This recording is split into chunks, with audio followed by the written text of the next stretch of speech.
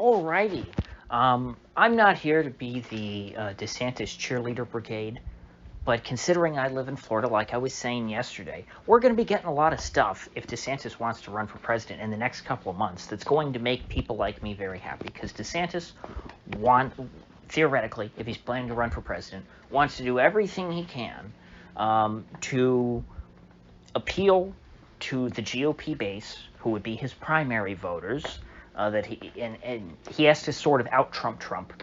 He has to move to the right of Trump, as I said. He's not going to attack Trump from the left. He's not going to come in and be Liz Cheney, even though, some Trump people are portraying it that way and saying, old Ronnie D, he's, Mitt Romney 2.0 or John McCain or whatever. You don't try and be John McCain or Mitt Romney by moving to the right of Donald Trump. And so what we had today, the governor was in Bradenton on the West Coast, talking about the state's new budget for the university system.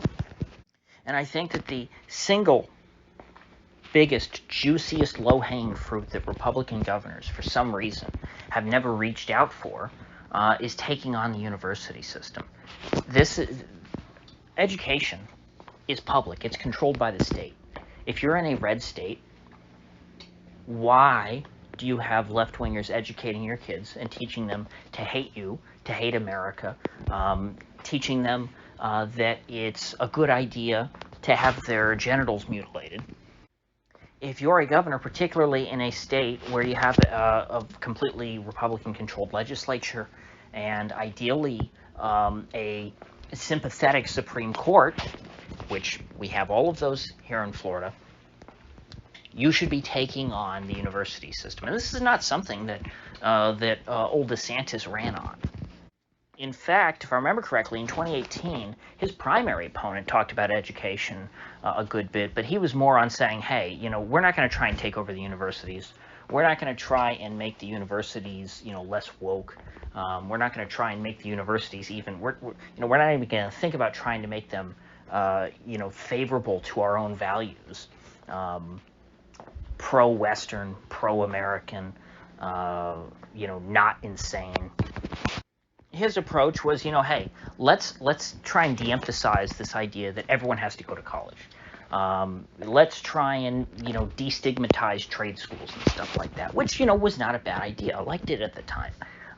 It was like, hey, you know what? If colleges are so bad, let's just try and get less people to go, and then you'll limit the amount of damage done by the colleges. Let's just put the colleges off into a corner and say, you know what? Maybe you don't want to be a gator so bad. But this is the next best. Actually, what am I saying? This is the better thing. This is even better than that. Instead of trying to take this thing that is such a huge positive resource for the left and just neutralizing it, it's much better, since so much damage has already been done to our society, to repurpose that tool of the left and have it serve your own interests. And by serve your own interests, I mean, it's not like these kids are going to be going to school and taught, hey, vote Republican. Not that that would be good anyway. I mean, Republicans, as we see in most states, they're pretty darn bad. What would be helpful is if kids went to college and they were taught to be like normal, intelligent people. That would actually be beneficial for your society. And so that appears to be what DeSantis is trying to do on a statewide scale across the university system. It's not just this experiment down actually just south of Bradenton at New College, where Chris Rufo is on the board, and Chris Rufo spoke at this event, and he was talking about the progress there. But Chris Rufo was there speaking in the context of the broader state university system and how he's going to be working to essentially suss out and expose the worst elements of diversity, equity, inclusion, and all the other woke acronyms that they have.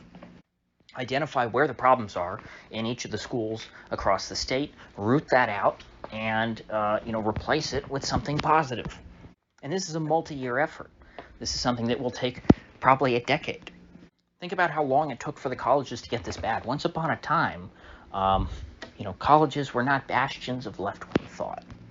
And so this is sort of a long-term strategy thing. This is not something that's going to bear fruit directly in the next couple of years, in the next election cycle. It's not like, hey, we're going to fix the colleges, and by 2024, the kids getting churned out of universities are going to be, not voting Democrat by by a factor of like 99%.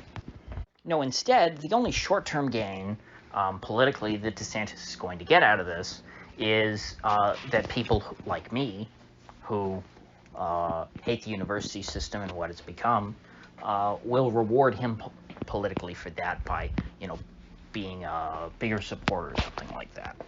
But over time, what he's doing is he's reinforcing Florida's rightward shift. And more than that, he is detoxifying our state institutions. Because at the end of the day, even if you wanted to sideline the universities, the University of Florida, Florida State University, they're always going to be around. There's always going to be people going there. And the people who go to those schools are going to continue to play a prominent role in our society. And those are the two old and big ones that everybody knows. But, we also have UCF, which is huge. I think it has a bigger population than even Florida State, if I remember correctly. I think they might have more students in UCF than FSU even. But then you've got a handful of smaller institutions like USF, which is still pretty big. It's got multiple campuses. There's Florida International University, Florida Atlantic, Florida Gulf Coast. Those three down there. They're pretty far south. They're relatively small. FIU and FAU have to compete with the University of Miami, which is expensive, but hey, they got a massive population down there. It's not like they can't sustain having two public universities in addition to the more well-known private university.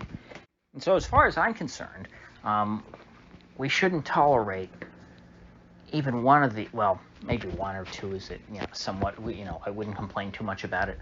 But for the most part, we shouldn't be tolerating institutions which are taxpayer funded that poison young people against us. And I saw it myself when I was in a public university here in Florida. It's just like it is in the rest of the country.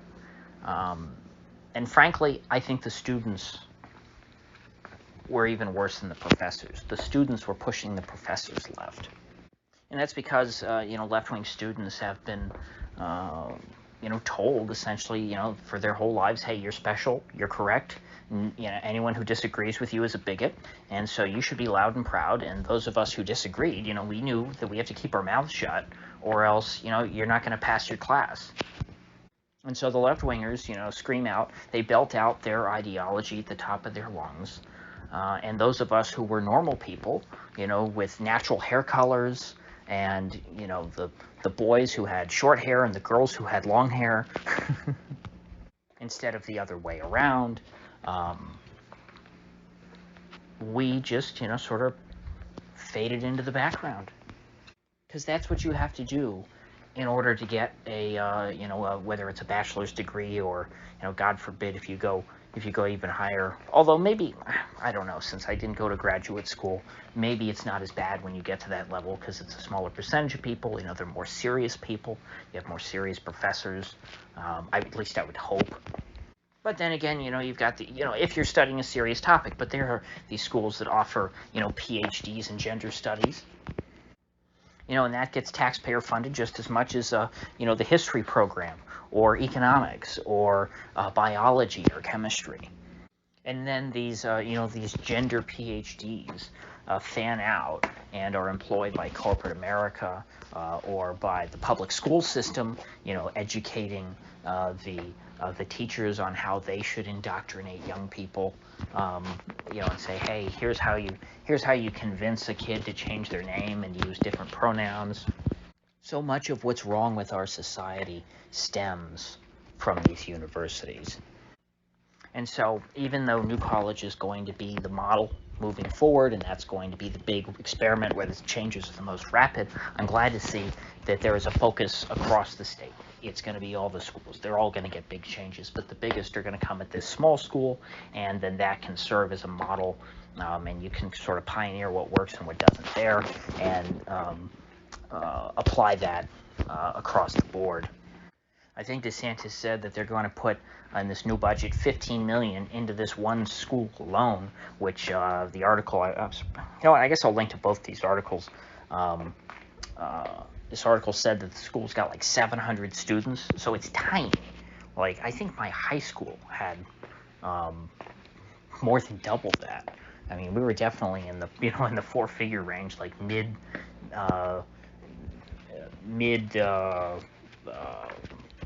1800s or whatever, 15, 16, 14, somewhere around there. That was my high school, let alone a state college or university. But anyway, they're putting $15 million into hiring new faculty.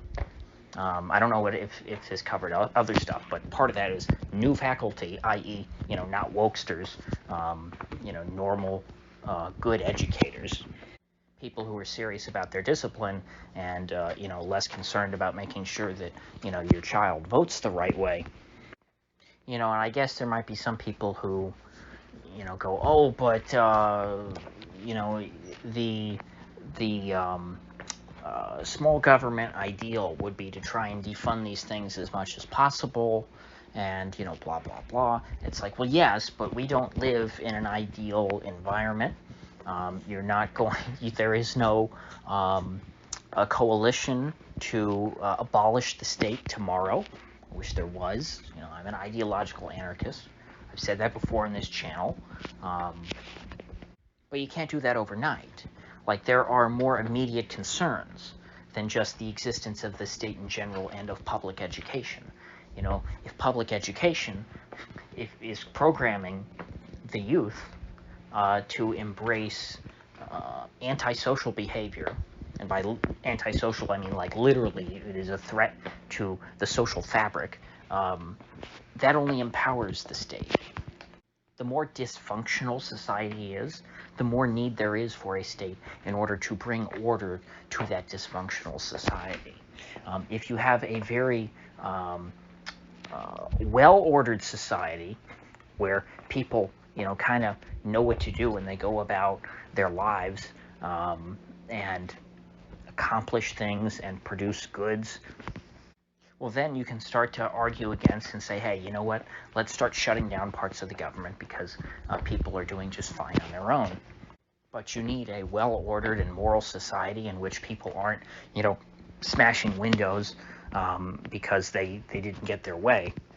And so we're far from there. So this is a step in the right direction. You see how that works? And you know what? If the universities become so effective and are made better, well, guess what? Eventually, you could probably just privatize them, and it wouldn't be that big of a deal. If you get rid of student loans, you wouldn't need to heavily subsidize the university system. Once upon a time, it wasn't insane to think that, you as a normal person, could go to a private, institution of higher learning.